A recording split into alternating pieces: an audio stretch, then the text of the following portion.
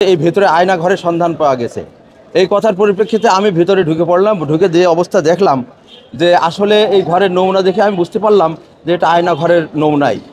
তা আমার মনে হয় যে ধরেন পৃথিবীর ইতিহাসে স্বৈরশাসক তো অনেক আছে, পৃথিবীর ইতিহাসে দেখেছে অনেক স্বৈরশাসক, কিন্তু এই ধরনের স্বৈরশাসক নজিরবিহীন। এই যে চিন্তা করেন যে যে ঘরটা আমরা দেখলাম নিচেই এখন পানি জমে আছে, এই ঘরের ভিতরে নিয়ে এসে বিচার বহির্ভূতভাবে যেভাবে মানুষের অন্যায় করে এভাবে রেখে দিয়েছে, মাসের পর মাস বছরের পর বছর এখানে রেখে দিয়েছে, নির্যাতন করেছে। আসলে এটা তো নেক্কারজনক। এই ধরনের কাজ আমার মনে হয় সভ্য যুগের সভ্য সমাজে কেউ করে বলে আমার মনে হয় না। এই স্বৈরশাসক, যে স্বৈরশাসক, পতিত স্বৈরশাসক এখন এই দেশ ছেড়ে বিদেশের মাটিতে পলায়ন করে আছে, আমার মনে হয় ওনাকে এই দেশে নিয়ে এসে বিচার করা উচিত।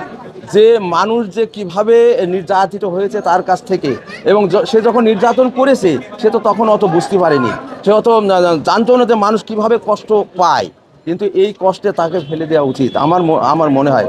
তাকে এই দেশে নিয়ে এসে বিচারের মাধ্যমে, বিচার বহির্ভূত না, সে যেমন বিচার বহির্ভূত কাজ করেছে, বিচারের মাধ্যমে তাকে বিচারের আওতায় নিয়ে এসে তাকে বিচার করা উচিত, এটা আমি মনে করি। এই যে সবাই বলছে যে আয়নাঘর, আসলে আমি নমুনাটা দেখলাম যে আসলে ওইটা আয়নাঘরের নমুনাই।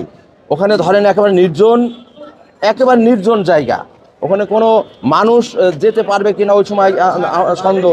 তো আমার মনে হয় ওই সমস্ত জায়গাগুলো তৈরি করা এই আয়নাঘরের উদ্দেশ্যেই তৈরি করেছিল, এটা আমার মনে হয়। অতএব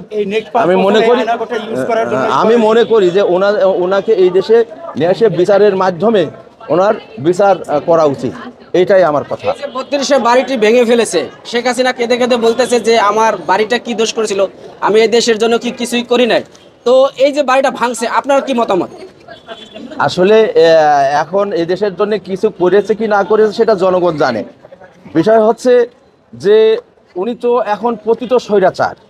উনি তো এখন বাংলাদেশের 20 কোটি মানুষ বা 15 কোটি মানুষই বলে উনি চোর এবং ডাকাত। বাংলাদেশের জনগণের টাকা চুরি করে এই সমস্ত চাকচিক্য বা যা কিছু করেছে সেই করেছে। আর উন্নয়নের কথা বলছেন, উন্নয়ন তো বিদেশি টাকা দিয়ে করেছে, সেখানে 10% টাকা লুটপাট করে দেশের বাইরে নিয়ে চলে গেছে, আর যৎসামান্য টাকা এখানে খরচ করেছে, এবং প্রতিটা টাকার ঋণের বোঝা বাংলাদেশের জনগণের ঘাড়ে রয়েছে। ওনার তো কিছু না, উনি তো ফায়দা লুটে নিয়ে চলে গেছে, এটা হলো কথা। আচ্ছা, দেশের মানুষ জানে যে 32 বাড়ি শেখ মুজিবের নিজের বাড়ি, তো এখন যে ভাঙা হয়েছে এই বাড়িটাকে আপনারা কি হিসাবে দেখতে চান? কি করা যাবে এই বাড়িটাকে?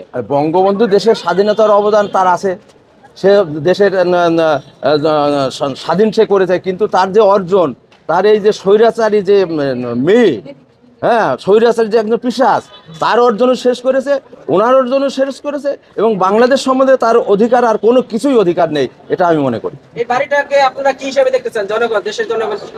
এটা তো এখানে ধরেন হাজার হাজার জনগণ আছে, কেউ বলছে যে এই বাড়িটা এইভাবে থাকলে মানুষ বুঝতে পারবে যে পরবর্তীতে যদি কেউ অন্যায় করে তাহলে সেই অন্যায়ের সাজা এই তার প্রমাণ। আবার অনেকে বলছে যে না, এখানে একটা মসজিদ করা যায়, একটা মাদ্রাসা করা যায়।